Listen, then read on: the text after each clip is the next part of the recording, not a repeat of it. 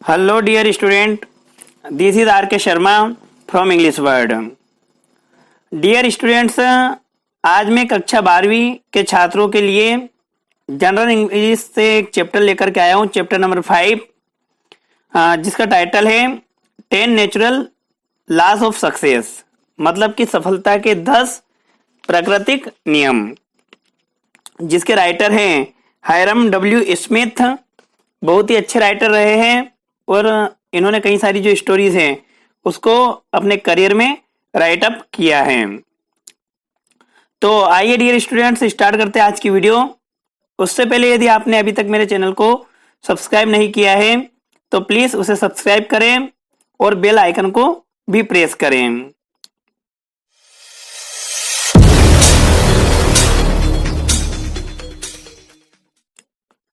Ten natural laws of success, मतलब इसका जो मीन्स है सफलता के 10 प्राकृतिक नियम। यहां पर जो राइटर है वो स्टार्ट करता है, देखिए किस प्रकार से स्टार्ट कर रहा है।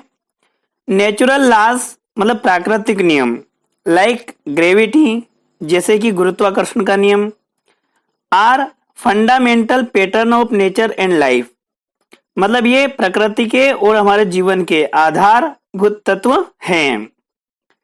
दे describe things as they really are, मतलब किसी भी वस्तु को ये वैसे ही डिस्क्राइब करते हैं, वर्णित करते हैं जैसी कि वे होती हैं। As opposed to how we think, मतलब इसके बिल्कुल विपरीत जैसा कि हम सोचते हैं। They are or how we wish they were, मतलब इससे उनसे कोई मीन्स नहीं है कि हम सोचे कि वो ऐसी है या वो ऐसी होना चाहिए, इससे उसका कोई मीन्स नहीं होता है। मतलब ये किसी भी वस्तु को, किसी भी थिंग को जो रियलिटीज है उसकी उस रियलिटीज को शो करती हैं। Whether we agree with them or not, चाहे हम इनसे सहमत हो या ना हो। This laws ultimately govern our lives, मतलब ये जो नियम है हमारे जीवन पर इनका आधिपत्य रहता है, मतलब इनका गवर्न रहता है, ये हमारे जीवन को संचालित करते ही हैं। And operate independent of our awareness or wishes, मतलब हमारी जागरूकता और हमारी इच्छाओं को भी ये ऑपरेट करते हैं स्वतंत्रता पूर्वक। Obeying them can help us gain control of our lives, means ये है कि यदि हम इनका पालन करें, इनको ओबे करें, इनकी आज्ञा माने, तो हम हमारी जो लाइफ से, मतलब हमारा जो जीवन है उसको हम इम्प्रूव कर सकते हैं और ज्यादा नियंत्रण में रख सकते हैं। इम्प्रूव आवर रिलेशनशिप, मतलब हमारे जो संबंध हैं उन संबंध को हम बेहतर बना सकते हैं। इंक्रीज आवर पर्सनल प्रोडक्टिविटी, हमारी जो पर्सनल जो प्रोडक्टिविटी है, हमारा जो स्वयं का जो उत्पादन है वो हम बढ़ा सकते हैं। एंड एक्सपीरियंस इनर पीस, और साथ ही साथ हमें आंतरिक जो अनुभूति, मतलब जो आनंद है, आंतरिक आनंद जो है, एक शांति होती है, उसका भी हमें आनंद मिलता है। तो आइए देखते हैं ये 10 लॉज क्या क्या है।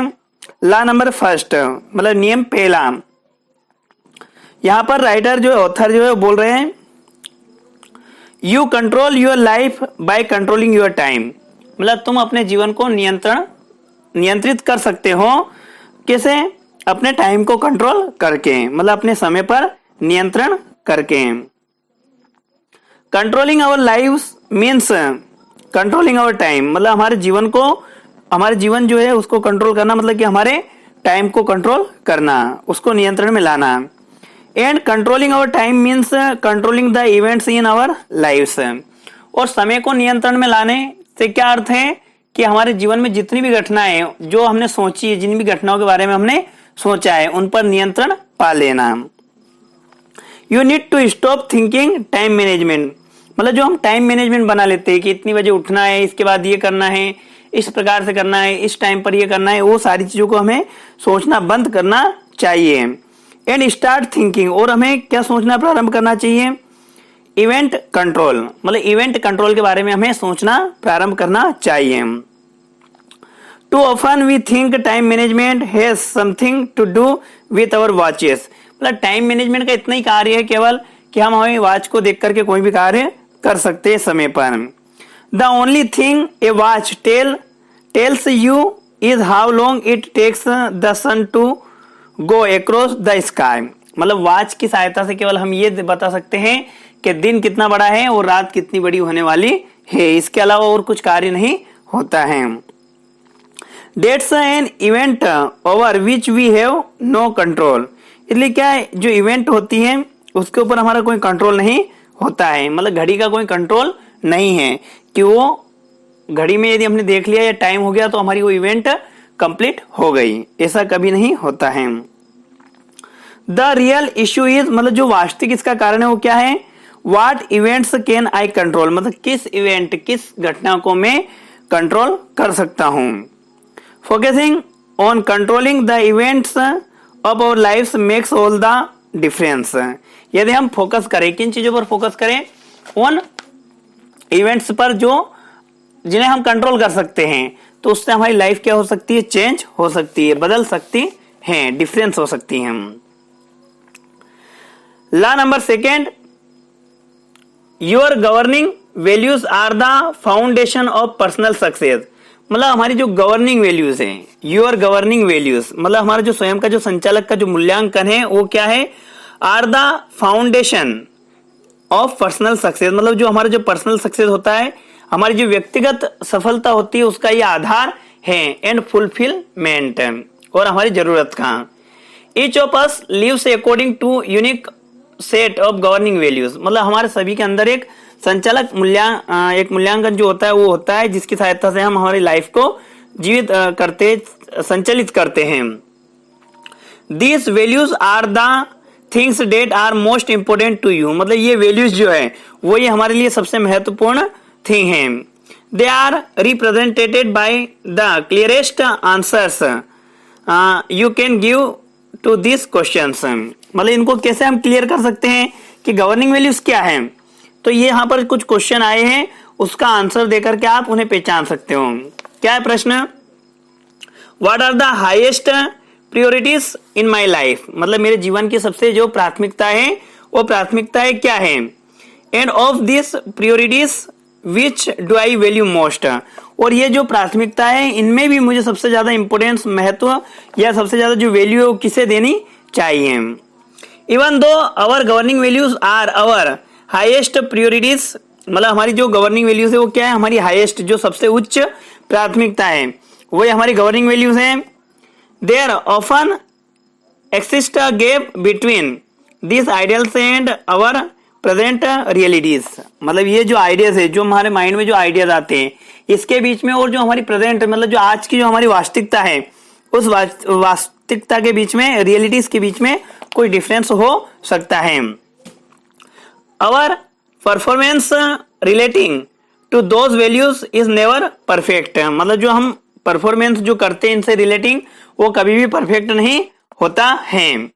बट एज वी इम्प्रूव, परंतु जैसे जैसे हम इसे करने लगते हैं, इम्प्रूव करने लगते हैं, we bring together what we do and what we value. मतलब हमें ये चीज मिल सकती है साथ साथ कि हमें क्या करना चाहिए और किसको ज्यादा हमें वैल्यू देना चाहिए। Law number third, when your daily activities reflect your governing values.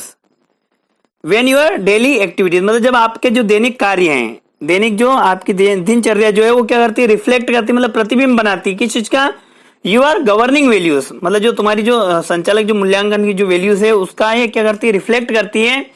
You experience inner peace, तो आप क्या करते हो, महसूस करते हो, जो तुम्हारी आंतरिक जो शांति, उस शांति को आप अनुभव करते हो। Once you identify your governing values, you must do something about them. यदि आपने एक बार अपनी गवर्निंग वैल्यूज को पहचान लिया तो तुम्हें उसके बारे में कुछ न कुछ करना ही चाहिए। Your values must find expressions as measurable, मतलब कि जो आपकी जो वैल्यूज है उसकी एक अभिव्यक्ति होती है, आप उसे अभिव्यक्त कर सकते हो कैसे, मेजरेबल होती है वो, and achievable, long range and intermediate goals. मतलब आप उससे या तो लॉन्ग रेंज एक बड़ा लक्ष्य या फिर एक मध्यवर्ती जो लक्ष्य अपना उसे प्राप्त कर सकते हो। Which can then be translated into daily task, उसके बाद में आप उन्हें क्या कर सकते हो, डेली टास्क मतलब दैनिक जीवन के जो कार्य, उन कार्यों में आप उन्हें ट्रांसलेट परिवर्तित कर सकते हो that will move you toward their achievements, जिससे तुम्हें किस ओर लेके जाएंगी वो, अपने अचीवमेंट्स, मतलब कि अपनी जो लक्ष्य प्राप्ति उसकी ओर वो लेकर के जाएगी, कई सारी उपलब्धियां आपको मिलेगी।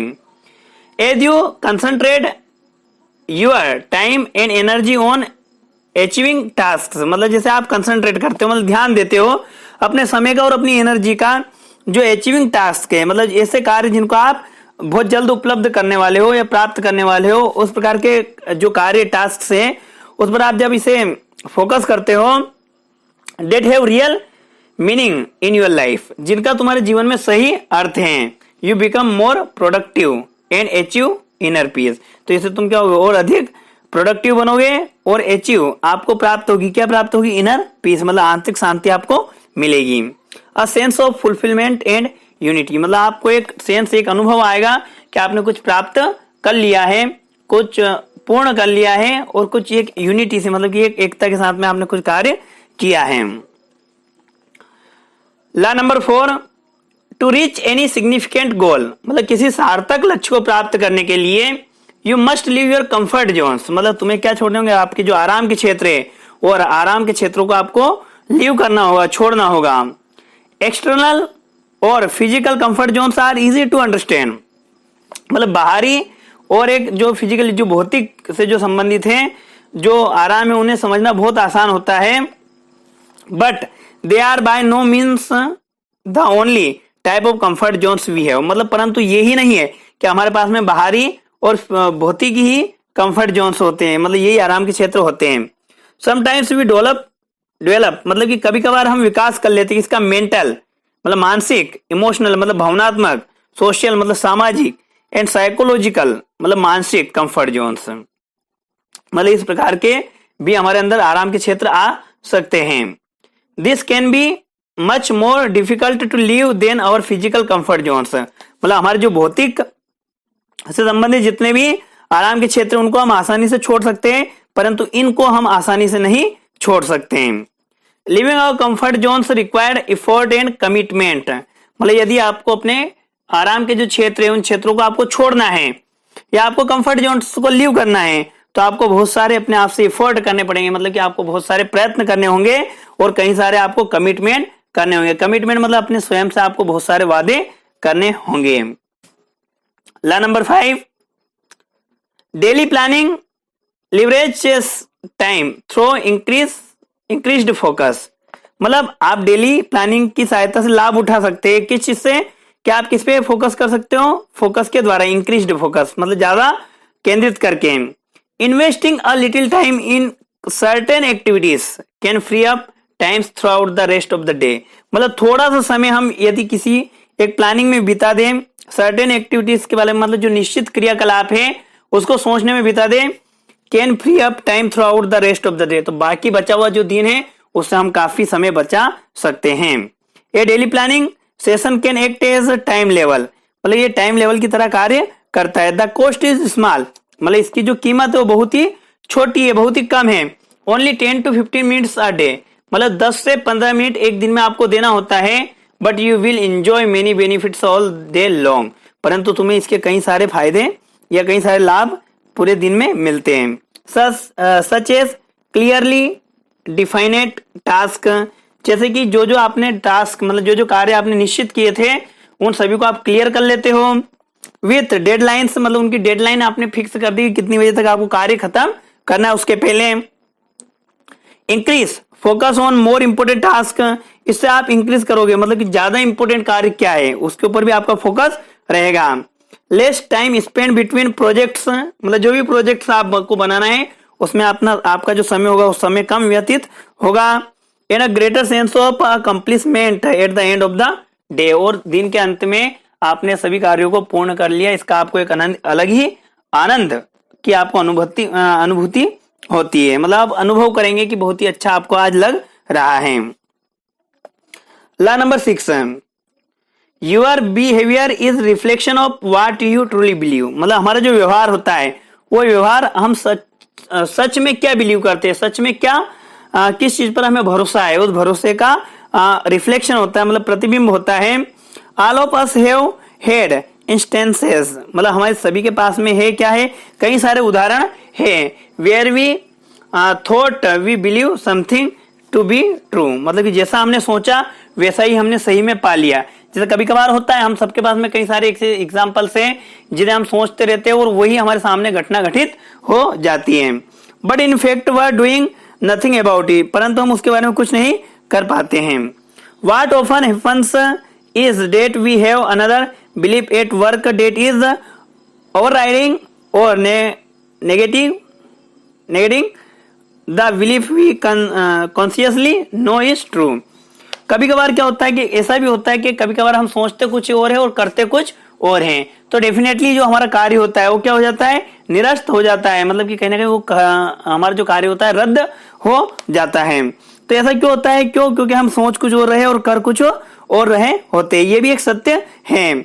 If we can remove the deep seated incorrect belief, यदि हमारे अंदर जो इनकरेक्ट, जो हमारी अंतरात्मा में जो एक बैठा हुआ है, क्या बैठा हुआ है, इनकरेक्ट बिलीफ, मतलब एक गलत भरोसा जो बैठा हुआ है, उसको यदि हम रिमूव कर दें, मतलब उसको हटा दें, then our behaviour will start to come in line with the correct belief. तो हमारा जो बिहेवियर, मतलब हमारा जो व्यवहार है वो सही भरोसे के साथ में लाइन पर आने लगेगा, मतलब अपनी दिशा को निश्चित करने लगेगा। इन जनरल यदि हम सामान्यतः बात करें, और behaviour reflects what we really believe, मतलब कि एक जनरल में अगर हम देखें तो हमारा जो बिहेवियर होता है, जो हमारा व्यवहार होता है, वो किस चीज को प्रतिबिंबित करता है कि हम क्या वास्तव में क्या किस चीज पर भरोसा करते हैं उसको दर्शाता है। And if our behaviour doesn't reflect the a consciously stated belief, यदि वो किसको रिफ्लेक्ट नहीं कर रहा है, मतलब एक कॉन्शियसली, मतलब कि एक जो सचेत है स्टेटेड बिलीफ को नहीं कर रहा है, we should take a careful look at our conflicting beliefs. तो हमें क्या करना चाहिए, उस पर बहुत ज्यादा ध्यान देना चाहिए कि हमारा भरोसा किस प्रकार का है, मतलब वो पॉजिटिव है या नेगेटिव है। नेक्स्ट है law number 7, you satisfy needs when your beliefs are in line with reality, मतलब जब हम किसी भी चीज से नीड, मतलब कि जो आवश्यकता होती है, उन आवश्यकताओं से हम तभी संतुष्ट होते हैं जब हमारा भरोसा क्या होता है, मतलब एक सही दिशा में हो, लाइन पर हो विथ रियलिटी, मतलब कि वास्तविकता के साथ, और वो सही दिशा में हो। How can you tell whether a belief attitude or opinion is correct, मतलब हमारी राय, हमारे जो हाव भाव है वो, या फिर हमारा जो भरोसा है वो सही है, ये हम कैसे कह सकते हैं। तो उसका भी आंसर यहाँ पर है, if the results of your behaviour meet one और more of your basic needs, यदि आपका जो बिहेवियर है, मतलब आपका जो व्यवहार है, वो किससे मैच करता है, आपकी बेसिक नीड्स, मतलब जो आधारभूत आपकी जो आवश्यकता है उससे यदि वो मैच कर रहा है, ठीक है, एक या एक से अधिक से, तो you probably have a correct belief, तो शायद आपका जो भरोसा है वो सही हो सकता है। कन्वर्सली, अब इसके विपरीत देखते हैं, if the result do not meet your need, यदि आप जो रिजल्ट है, जो परिणाम है, वो आपकी आवश्यकताओं से नहीं मिल रहा है, यू कैन बेट, तो तुम शर्त लगा सकते हो, the belief in question is incorrect, तो आपके क्वेश्चन में जो भी भरोसा है वो क्या होगा, इनकरेक्ट होगा, मतलब वो गलत होगा।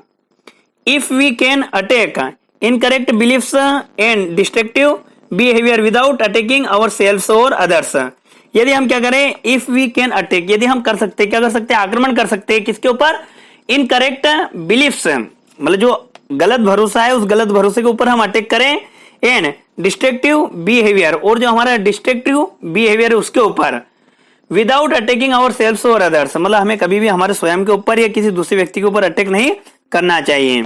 हमें कहां पर अटैक करना है, जो हमारा गलत भरोसा है उसके ऊपर और जो हमारा गलत व्यवहार है उसके ऊपर। We can solve most of human relations, तो हम क्या कर सकते हैं, कई मानवता के जो हमारे रिश्ते उसको हम सही कर सकते हैं।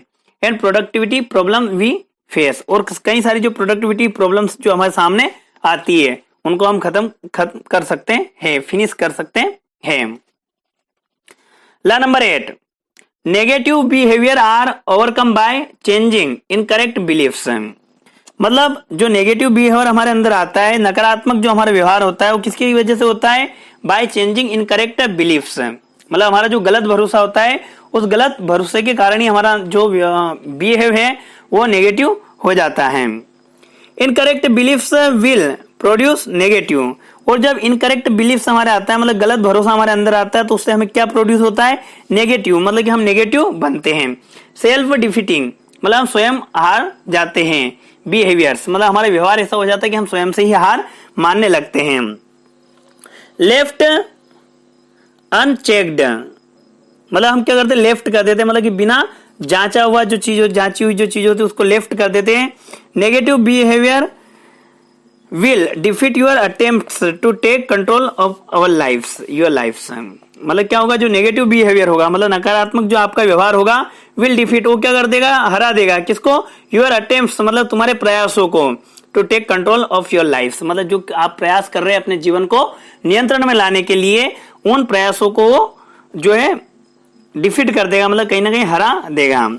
Any negative behaviour is a symptom of a reactive way of life, मतलब कोई सा भी जो नेगेटिव बिहेवियर होता है वो क्या होता है? लक्षण है कि जिसका होगा रिएक्टिव वे ऑफ लाइफ, मतलब एक निष्क्रिय जो तरीका होता है जीवन जीने का, उसका एक लक्षण होता है।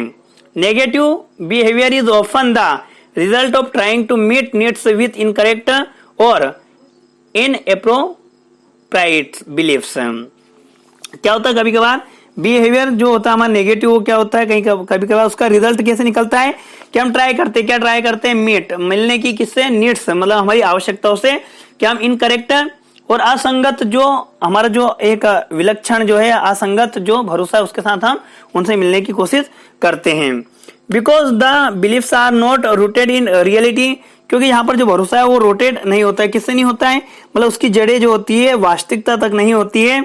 They can not produce behaviour, इसलिए उससे क्या होता है? बिहेवियर का निर्माण नहीं होता है।